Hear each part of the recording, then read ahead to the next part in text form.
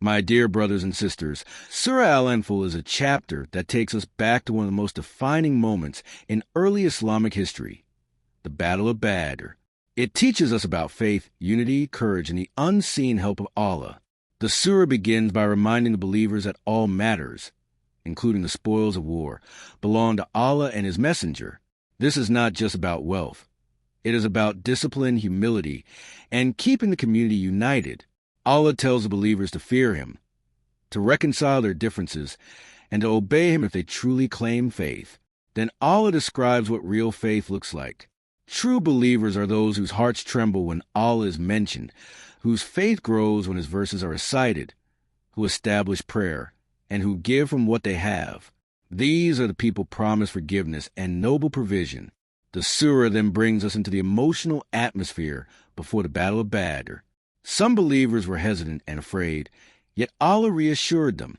He promised them victory, even though they preferred an easier confrontation. Allah wanted to establish the truth and cut off the roots of falsehood. He sent down angels to support them, not because He needed them, but to strengthen the believers' hearts and show them that victory comes only from Him. Allah reminds them of the moments when He sent down tranquility, when He caused rain to fall to purify them and steady their steps, and when He placed fear in the hearts of their enemies. He teaches them that even when they struck the enemy, it was Allah who truly struck, showing them that success is never from human strength alone. The surah warns the believers not to flee from battle out of fear, except as part of strategy or regrouping. It also warns them not to be like those who hear the truth but refuse to act upon it.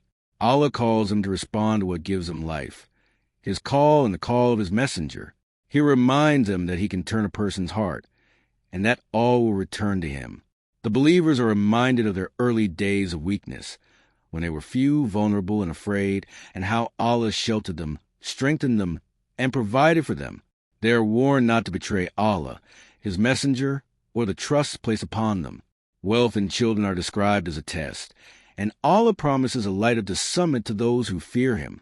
The surah also exposes the plots of the disbelievers, who planned to imprison, kill, or expel the Prophet. But Allah overturned their plans. He reminds the believers that the disbelievers spend their wealth to oppose the truth, but will only become a source of regret for them. Then Allah commands the believers to fight until persecution ends and religion is secure. Yet, if the enemy inclines toward peace, the believers should accept peace and trust in Allah. He reminds them how He united their hearts, something no amount of wealth could achieve.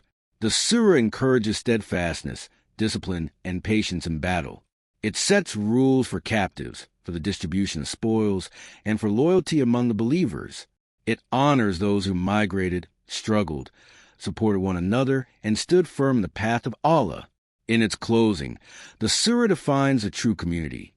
Those who believe, migrate, strive, support one another, and uphold justice. These are the true believers, promise forgiveness and generous provision from their Lord.